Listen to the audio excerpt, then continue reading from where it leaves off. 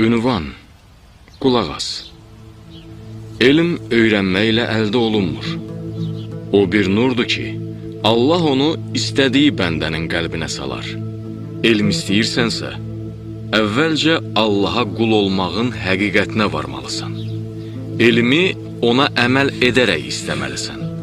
Və Allahdan istə ki, sənə dərk etdirsin. Bəs qul olmağın həqiqəti nədir? Qul, Allahın ona verdiklərini özününkü bilməməlidir. Çünki qulların heç nəyi olmur. Malı Allahın malı bilir, onu Allahın əmr etdiyi yolda sərf edirlər. Öz işləri üçün öz başına tədbir görməməlidir. Onun bütün məşğuliyyəti Allahın əmrlərini yerinə yetirib, qadağalarından çəkinməkdən ibarət olmalıdır. Əgər qul Allahın ona verdiklərini özününkü bilməsə, onda onu Allahın əmr etdiyi yerlərə xərcləmək də ona rahat gələr. Əgər o, bütün işlərini əsl tədbir görənin öhdəsinə qoysa, onda dünyanın müsibətləri ona asan gələr. Qul, Allahın əmr və qadağalarına əməl etməklə məşğul olsa, bu işlərdən ayrılıb insanlarla mübahisə etməyə, özünü öyməyə vaxt tapmaz. Allah bir bəndəyə bu üç şeyi lütf etsə, artıq dünya, iblis və insan da olmaqla bütün yaranmışlar onun gözündə kiçilər. Daha var dövlət artırıb, övünmək üçün dünyaya tamah salmaz.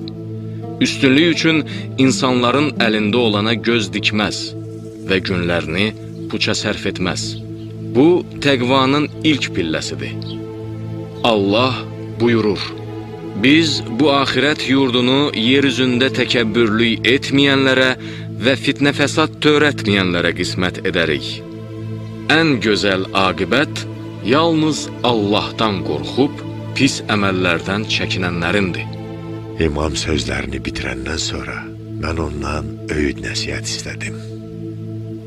Deyəcəklərimi yadında saxla və nə badə əməl etməkdə səhlənkarlıq edəsən. Bu dediklərim sənə və Allaha doğru üz tutan hər bir kəsə tövsiyəmdir. İştahan çəkməyəni yemə. Bu, ağılsızlığa səbəb olar. Ancaq ac olanda ye. Yeməyinə də haram qatma və yeməyə başlayanda Bismillah de. Peyğəmbərin hədisini unutma. Allahın salamı ona və ailəsinə olsun. İnsan övladı öz qarnından daha pis bir qab doldurmur. Yeməyə ehtiyac duyulduqda